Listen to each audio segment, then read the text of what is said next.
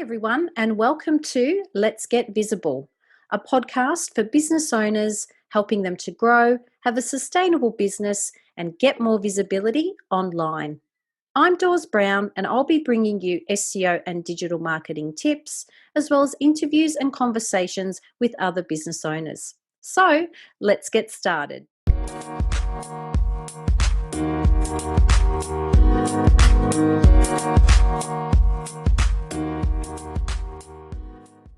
So today on the Let's Get Visible podcast, we are joined by Amber Daines. Over the past 25 years, Amber has become one of Australia's most agile communications professionals, well known for her ability to devise and implement successful strategies across all forms of external and internal communications. She has worked as an award-winning business, TV and newspaper journalist, PR consultant, media trainer and presentation skills coach. She's been engaged with many organisations including TEDx, Deloitte, Sydney Water, PwC, eBay, Sephora, AMP, Chartered Accountants Australia, Westfield, Qantas and Westpac. These days, Amber is focused on media training, crisis PR, reputation management and podcasting.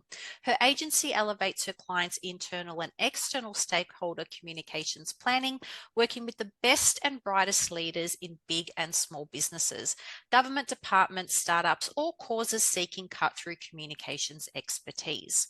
Above all, Amber is passionate about the power of strategic communications to create new opportunities in business and beyond. So welcome to the Let's Get Visible podcast, Amber. Thank you so much for having me. You're so welcome. And what an introduction. You've done so much in your career over the past 25 years. So I cannot wait to dive in and ask you a little bit more about that. And where are you dialing in from today? I'm on the New South Wales Central Coast, so about an hour and a half north of Sydney. Beautiful. So we're on opposite ends of the world really at the moment. I'm in Wollongong and you're up on the higher end there, which is super cool. And the beauty of technology being able to bring us together via Zoom today, which is great. But I'd love you to begin with where it all started for you. So our audience is either in the stage of launching their business or they've been running their business, and your story really interests me as to where it all began and where it started, if you can share that with us. I never intended to start my own business. I grew up in a family where everyone worked for somebody else. My dad was CEO. My mother worked in hospital administration. I wasn't surrounded by entrepreneurs. I didn't have a family business background. I'd actually decided I was going to be a journalist quite young. So I think I was about 8 or 10 when I was like, oh, that's what I want to do. And I did that for a number of years. And then I moved into corporate communications, working for big agencies. After being a journalist overseas, I came back to Australia and I thought, well, I don't want to go back to the same old mastheads, which at the time was the Sydney Morning Herald or Australian Financial Review. I actually want to do something different. So I worked in corporate comms. Then I worked in the not-for-profit sector, and it was literally, I think I was pretty burnt out. I'd done a lot in my 20s, and I basically thought I'd freelance for one summer, and that was 16 years ago, and hence now I have a business and haven't looked back since. That's amazing. And one thing you touch on, which I think is so important, is the fact that business burnout really does exist when you're launching your own thing and running your own business, and there is sometimes no pause button. What are some ways that you've been able to manage that moving forward? I mean, 16 years now running your own business. How have you been able to manage that business burnout? I think for me, when I started 16 years ago, believe it or not, we didn't talk about burnout. We didn't talk about that. Hustle culture was just starting. I was a new mum, and it was all about being a girl boss and doing it all and having it all and making all those balls keep flying in the air. So we didn't articulate it, but I was very aware of it. I mean, I had a lot of, colds and flu symptoms. I kept getting sick. I kept getting run down. So what I decided, my first incarnation of my freelance business was working just with small business owners. So then I decided to expand that a little bit and have some business partners. So my original agency I actually sold about 10 years ago, and I built that to be bigger, and I shared the load, to be honest. I mean, that's often difficult because if you are an entrepreneur, you like to do things your own way. But I realized when my children were very young, I couldn't do it all and scale my business, which back then was very important to me. right now I have a micro business again, and I do everything I love, but on a much smaller scale with a very lean, agile, remote team. And so I think technology has really helped us be able to do that in some ways. It's also meant we have to be more disciplined. So for me, some of my personal rules are I don't do social media after 8 o'clock at night. I turn my emails and everything off my phone after a certain time. And I actually physically take my laptop, my phone out of my house and put them back into my home office, which is in my back garden, after a certain time as well, after dinner usually. And that means I actually cannot look at it, which is great. Otherwise, I feel like we're always on. And I know for me, sleep is my number one thing other than exercise. And if I don't get good sleep because I'm checking a message that really can wait until the next morning, it actually doesn't serve me long term. Exactly. And as I like to say, we're not curing cancer in marketing or exactly. in PR. I wish we were, but we weren't. We just aren't. We just aren't. Yeah. So it's not that urgent. And really having those boundaries in your business, I commend you for that. I think for me, it's definitely still a work in progress. And for many who are listening today, it's a work in progress for them too. But it is quite difficult unless you physically pick everything up, as you said, and remove it. Exactly. I try and model that to my children, who obviously are grown up with technology. And I think they find that harder. Whereas I'm the vintage that I remember when we left the office in the 90s, we didn't have a mobile phone that did anything other than make phone calls, and your boss would never call you on that. So I think I know the difference, and it's just now the fact that you've got to make technology work for you and not be a slave to it. The only exception for me, I guess, is if I'm working on a crisis campaign, which is very short and sharp and intense, I will have to have the phone on 24/7, but that's so rare. And like you say, we are not curing cancer. We're not. And I'm from the same vintage, so I hear you. I remember the good old days. The good old days. You go to work, you come home, you switch off, the tally's on, make dinner, and that's it. Yeah, it was a different time, definitely a different time back then. Now, you've touched on this a little bit, but you're genius. So what is it that you do when you're working with clients, and what impact or change does it really make for them?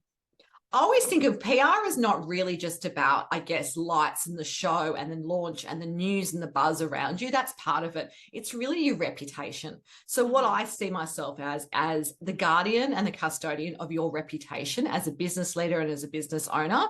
When you're working with me, whether it's good times or bad that you're navigating through PR, I'm really looking at your long-term reputation. That might be what you're known for in your industry. That might be where you're headed if you've sort of revamped what you do, but really making sure that we are thinking about how does that perception to all your stakeholders, whether they're internal or external, look when we put all that communications together. So it's more than just the press release. It's more than just the earned media where you see your name in lights on TV, or you might see your name in the newspaper or be profiled for a blog. It's about your overall narrative, and that's really what we work to do. Amazing. And for those clients or businesses like myself who have maybe gone into a different direction. So I know when I launched my business, it was under Doreen Brown Consulting. Yeah. And then a PR agent at the time said, oh, you've got the podcast, which is Let's Get Visible, and you've got the academy, which is Let's Get Visible, but the business name is still Doreen Brown Consulting. Why don't we consolidate this and have everything really streamlined so that your online presence is, all the dots are connecting? So in those instances, because that's a big change and a big jump, particularly if you've got personal branding, which over 3 years, I definitely had built a personal brand through my name. And now I had to transition that through a business name. So what are some ways that you work with your clients if they're looking to make that type of move from a personal brand to a business brand? What are some ways in which you can support them to do that with, I guess, more ease? I think it's about explaining that, like even just the fact you shared the why you've done that is really important, rather than just showing up one day with, I know you wouldn't do this as a marketing expert, with the new logo and expecting people to join the dots. You have to really spell that out for people. So we're lucky with social media. We can, any time of the day, launch that news that we've now got a new logo, a new brand, we're under one umbrella, and a little reason why, just explaining it to people and then making sure that you stick to that for a period of time. We don't want to see people changing that up every year, but I think over time it's like building blocks. You're basically building that story. And to be honest, a lot of the time when I say to clients, they think it's such a big deal. I said, it's a big deal to you, but to the outside world, it's the same. As long as you're doing similar things and offering people something with clarity and conviction in what you do, people don't mind. I think for us, we get very wedded to our personal brand, and I'm all for personal brands, but I'm also mindful that they don't always last, and people do have reinventions and reincarnations in business. Yeah, absolutely. And I love that. And I guess one of the other things in PR that I've seen, and even in visibility, online visibility, that small business owners are trying to navigate, and maybe you can share some insights on this, but I have quite a few conversations that people who are trying to show up and be visible, particularly on social media platforms, that sometimes they're finding this to be quite difficult when there's a major social or political event like we're seeing at the moment. Just in the past week, we've had one of the social media profiles, there's like a block out party 2024 happening right now, because people are feeling like there's a disconnect between, I guess, the profiles and businesses that have quite a lot of visibility on those platforms, and there's a real disconnect between what's happening in the world versus what you're showcasing as that personal brand or that business. And particularly when, as well, the pandemic was happening, a lot of small businesses would say to me, Dawes, I just don't feel comfortable sharing information about my products or my services because I feel that it's just not the right time. It's like, read the room. You don't want to be tone deaf to what's happening in the world. Yeah. How do we navigate that in these times? Because I'm sure as the years go on, we're going to be faced with more social and political issues. Yes. What is the best way to really manage our PR and visibility, during those times so that we're not getting that backlash? I think it's important to be aware of what's happening in the world. Not every brand, though, like for example, if you're like a cosmetics brand, for example, and do beauty and lifestyle, that stuff is probably a little bit less relevant to you. But what might be relevant to you is the cost of living pressures, for example. So being able to speak to that, particularly if your audience is people who might be mortgage owners or, paying a lot of rent, those things, those little luxuries, if you like beauty products might be something which they think twice about. You can't ignore that. And you don't want to seem like you're gouging or taking advantage of those clients. So I think it's about working out within what's topical is relevant to you. You wouldn't need to necessarily comment on every political activity, every war that's happening. That's not necessarily something you want to be doing, but you certainly want to make sure that at any moment in time, you don't just set and forget. Same with marketing, I imagine, with your PR. You don't just do a 12-month calendar and go, we're wedded to this, and then something major happens, like there's, some sort of scandal in the industry that you're working in, or there's some sort of issue that's happened. Yes. And you haven't addressed it, because that comes across really badly. And I have worked with companies who that's the case. We're siloed. They're kind of going, but here's our social media strategy. And then they want to be doing other much more reactionary PR. But I'm like, people look at this holistically. They're going to see your ads on social. And if they're different to what they're seeing, it's example in a profile article you might be doing with a magazine, there's going to be a problem there. And it's going to seem like you don't really get them. At the end of the day, your audience matters most. And that's probably the number one rule really for PR. Yeah, absolutely. And community plays a huge part in that as well. I'm not sure if you agree, but it's really, as we said, reading the room, understanding what community you're in, particularly on social media platforms and profiles where you're trying to increase that visibility.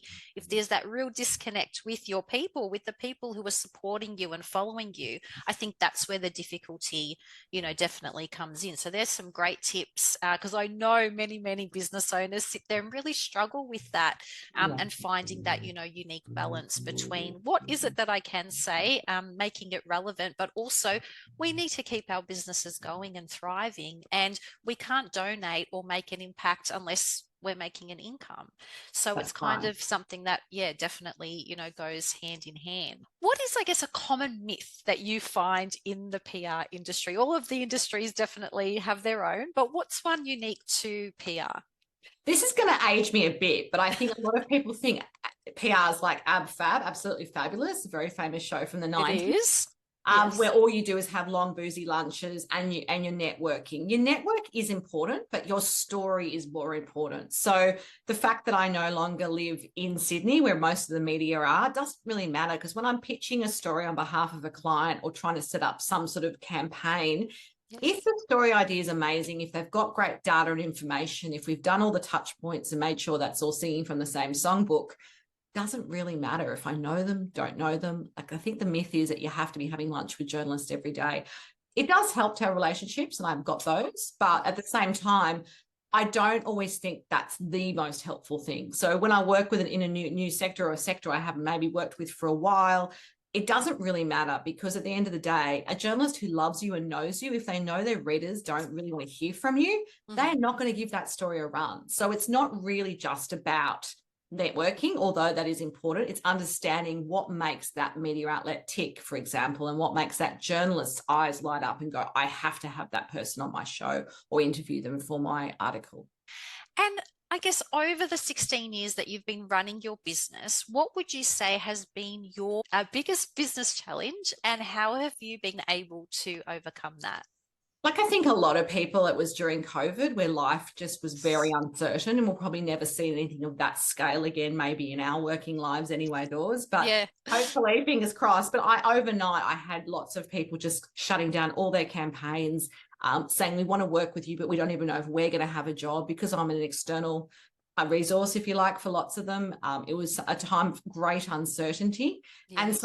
And we obviously worried about our own health, and health is first, right? We were like all worried, what happens if I get it? I can't go anywhere. What am I going to do? I can't travel. A lot of my business, I do a lot of work across Australia doing media training, couldn't go anywhere. So it really forced me, I guess, to amp up some of my online coaching and programs, but also being mindful that everyone was in the same boat. It was a very unique situation. Whether you were the CEO of an organization or you're a startup business, we all were facing similar challenges. Absolutely. And I think we've come out definitely stronger and diversified, as you said, the way in which we now run our businesses. And it's no longer just a face-to-face option. I was the same. I was running quite a lot of workshops and training, face-to-face, and absolutely love. Look, if I had to run something in person versus online, I would pick in person every single time, because, again, the energy in the room, the real reactions that you get from people sort of on the spot, there's nothing like that. But also, in saying that, I think it's accelerated us to adapt more to technology, and definitely, continue to support us growing just in a few different ways. Absolutely. Now, of course, you're in PR, and so that's definitely helped you in getting visible online. But what are some of the other ways or other techniques that you've used to really get your business, out there over the past 16 years? Different things at different times. Look, I must admit, I like social media. Do I love it? I don't love it. I think for me, having been a journalist, I still think the power and the thrill of seeing yourself in earned media, there's nothing like it. That's sort of a third-party validation. I think for what I do, a lot of what I do is quite confidential. So I won't necessarily share everything. I do social media sometimes reluctantly, I think. I know I need to do it. But at the end of the day, I do think return on investment wise, with the algorithms constantly changing, you've got to be mindful that, you don't want to give people everything that you do. You don't want to blast messages one way. You've got to have engagement. So I think for me, any time where I've had engagement, so whether that be through running small webinars or going and meeting people in person post-pandemic, I think those things have a higher impact for me. Same with I deliver a training, than just relying on that one-way conversation about, this is me, this is what I do, would you like what I do to come to you? Like, I feel like sometimes that's in a vacuum, and that's not my preferred style. I love engagement. I love two-way communication. I have to agree with you there. I have this love-hate relationship with social media, where you'll kind of see me there and then I'll disappear for 12 months. It's like, where did Dawes go? And it's like, I'm still here, but I feel exactly the same way. The return on investment has just not been there, particularly for my business. And it's more being on podcasts and having guests and doing those types of things where you're sharing those audiences and really tapping into, other people's audiences as well, that I think has quite a bigger impact, and as you said, higher return on that investment as well. Now, in hindsight, in reflecting back on your business, is there anything that you would do differently? And if so, or if not, why?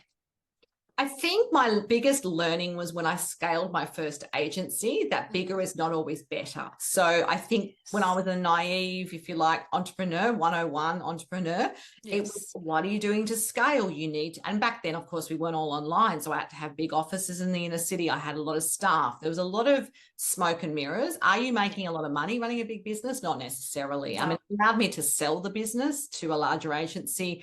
I'm still in contact with my former business partners. It was a great learning experience, but it didn't make me happy. It really didn't. It wasn't for a natural introvert. That was not how I wanted to operate. And long term, I think I could see that I could burn out a lot quicker in that environment. And it probably wouldn't have lasted the test of time because things in the world changed so quickly, from 10 years ago. So I think for me, the idea of what success should look like in a business, I love my micro business, is probably far more profitable for me than that bigger agency ever was. Yeah.